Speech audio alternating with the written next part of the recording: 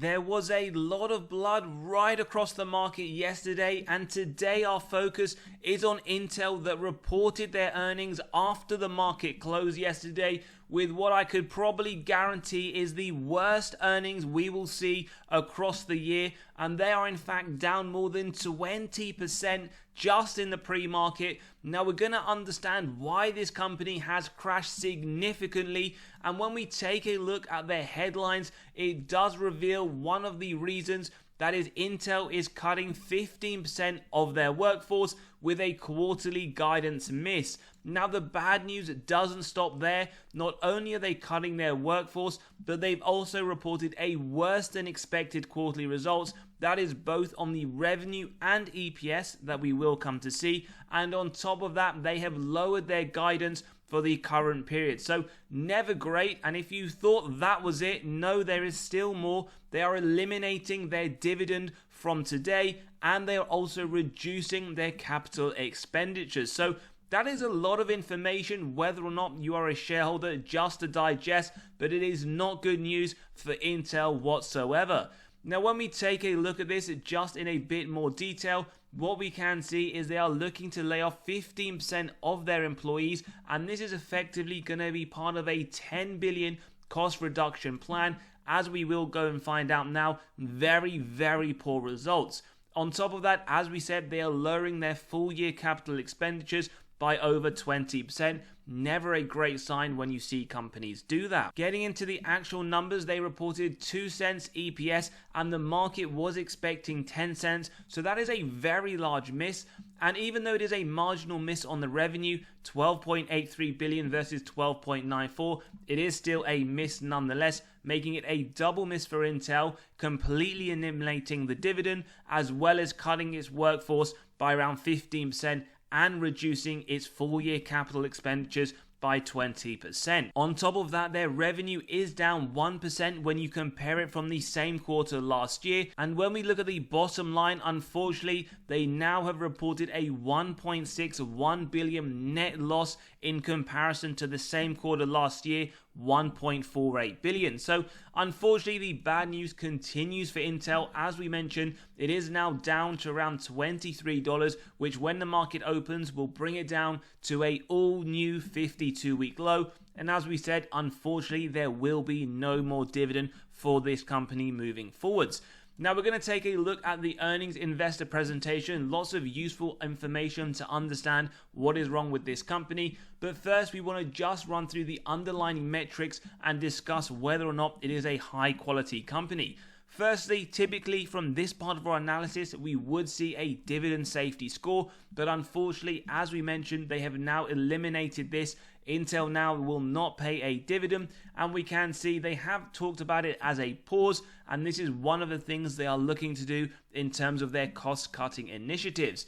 Now, personally, I wouldn't be relying on this dividend coming back given their performance, but again, just something to bear in mind. Now, as we can see, over the last full year, they have cut the dividend negative 49%. Over the last 5 years, the dividend growth on a year-on-year basis has been negative 9%, and over the last 20 years, 12% year-on-year increase, although that doesn't really mean anything now given they have cut it, and this isn't a first time they have cut it. As we can see, in 2022 to 23 they cut it, so this is the second cut in just a matter of a few years. Now, in terms of the metrics, well, free cash flow, we don't really need to talk about this as they aren't paying a dividend anymore. But what this does highlight, as we are about to see, over the last few years, they have in fact been free cash flow negative.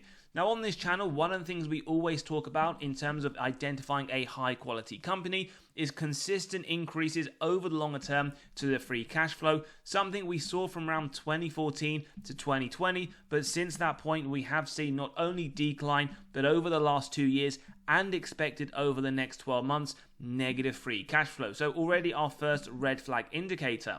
The second thing we note in terms of the sales growth, 3 to 7% is what we want to see at the minimum baseline. What we get, probably you could argue they hit that from 2014 to 2020, but since then, in fact, over the last 2 years, double-digit negative growth to the top line. On a trailing 12-month basis, again, we see negative 2%. And as we just discussed on their earnings for this quarter, it is down 1% from the same quarter last year. Total sales then, as always, we do want to see it increasing, and numerically it's gone from 56 billion in 2014 to 54 in 2023. So actually 10 years ago they reported a higher revenue on their books, whereas now in 2023 it is lower in that latest annual report. So another red flag indicator, you could argue. Shares outstanding, well, we love it when companies do share buybacks, returning excess cash to our pockets. 5.06 billion in 2014. Nice to note, 4.09 in 2021. That since then they have been doing the opposite, and they have been diluting your position as a shareholder, something that we do believe they will continue to do in the future, and again, something just to bear in mind. ROIC, one of our favorite metrics, and this tells us our management effectively allocating their capital, which is why we want to see 10% or more year on year. 2014 to 2021 looking very strong. Last 2 years, and in fact on a trailing 12-month basis, looking very, very poor. And bear in mind, for this quarter now, they did report a very large net loss. Free cash flow margin, operating margin, as always, we want to see increases year on year to note operating efficiency. Unfortunately, whilst it was fantastic in 2014 to 2021, last 2 years looking very, very poor.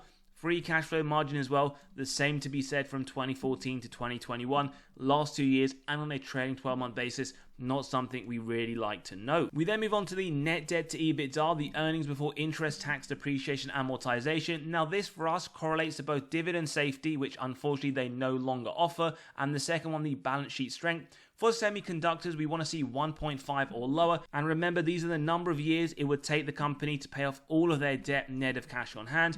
2, a little bit above that 1.5 in 23. Nice to note, over the next 12 months, it is anticipated to come down to 1.31, but also bear in mind they are doing a massive cost reduction of around 10 billion, which will hopefully alleviate some of that pressure that we do see to their total debt and the net debt to EBITDA. Now we want to jump straight into that investor presentation that they did release yesterday and talk about some of the key points that they have identified. First thing we note is they are looking from 24 to 25 to lower essentially their research and development as well as their mergers and acquisitions, and we also note their capital spending is expected to decrease as well, something that they already talked about in that earnings call. Now, not a great sign, but again, these are things that you just need to consider. Obviously, a company that is doing a massive cost reduction does have some issues, and that is one of the things that we have noted, and we did see in fact 15% reduction to their sales force.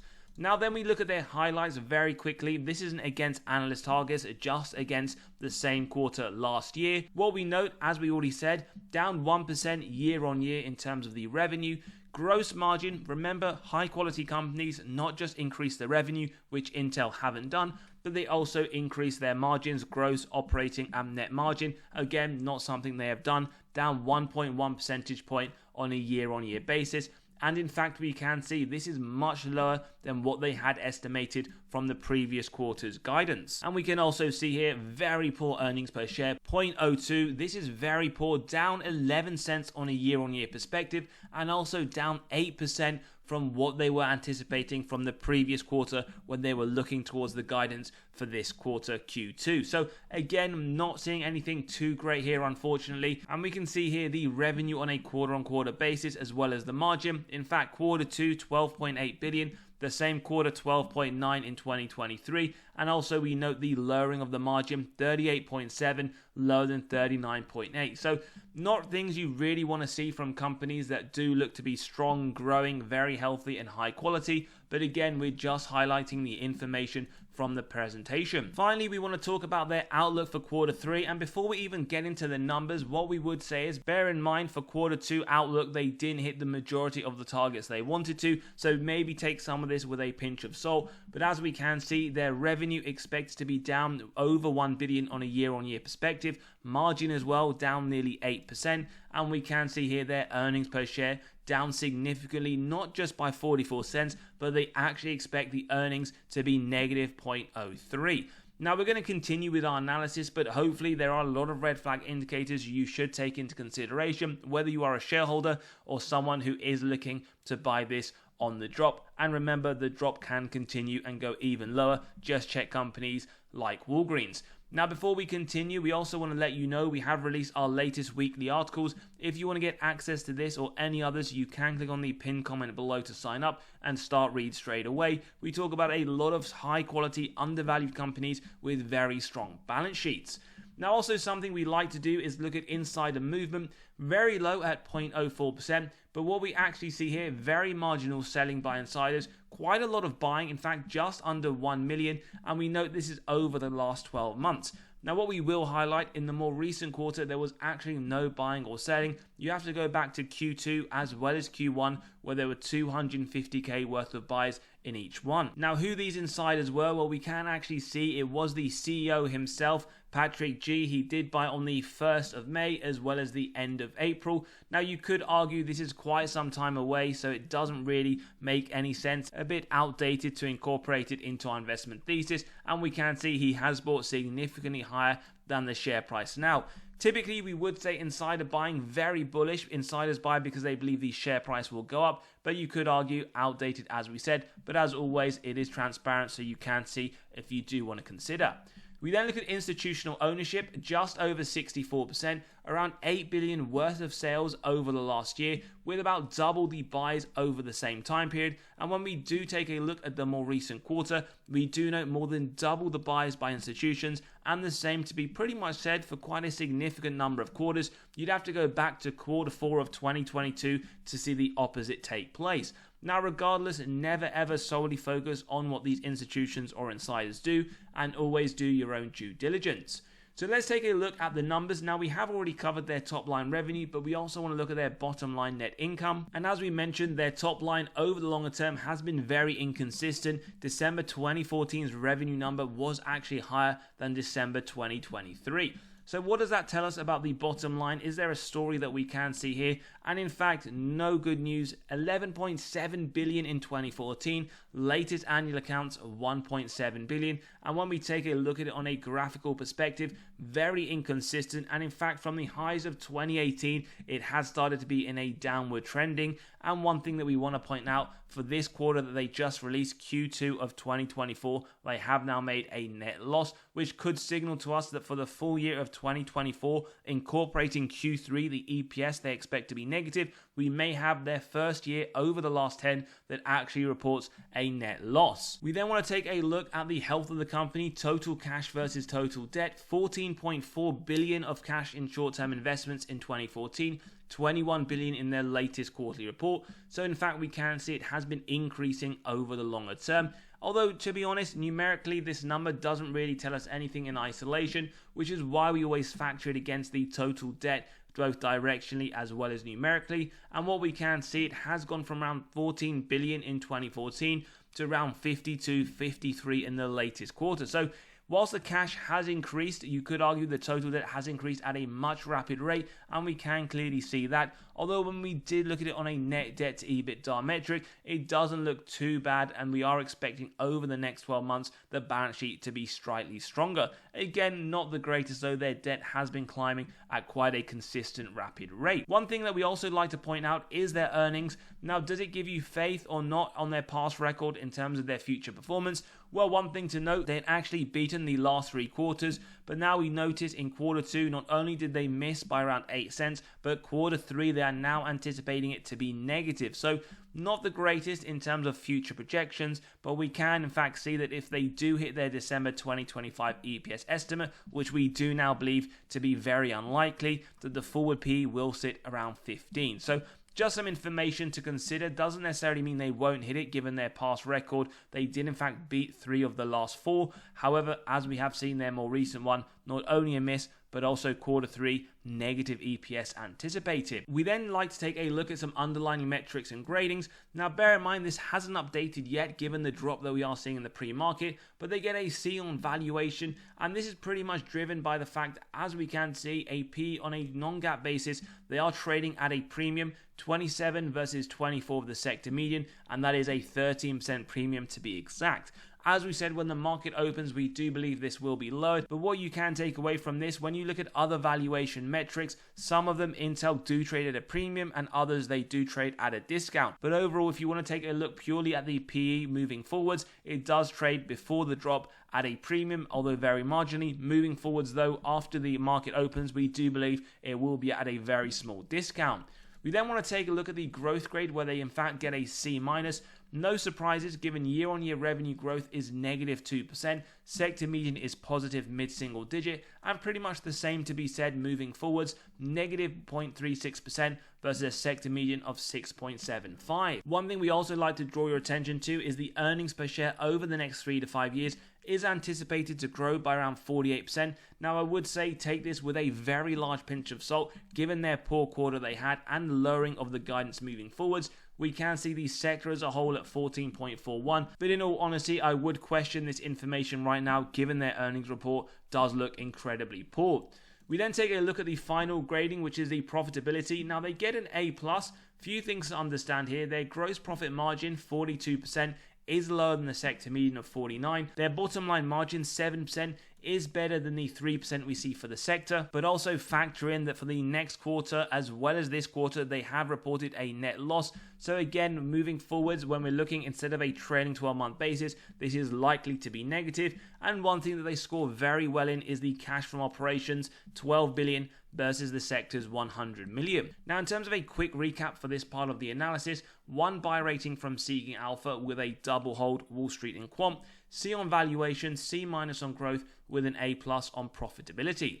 We also want to see what are others in the sectors performing. Is there a trend? Is the industry as a whole not looking too good? And we've got the semiconductor space companies with a very similar market cap, Micron Technology, Analog Devices, Texas Instruments, and a few others. Remember, we have reviewed all of these on the channel, so do check it out if you're interested. And this is total return, including dividends reinvested.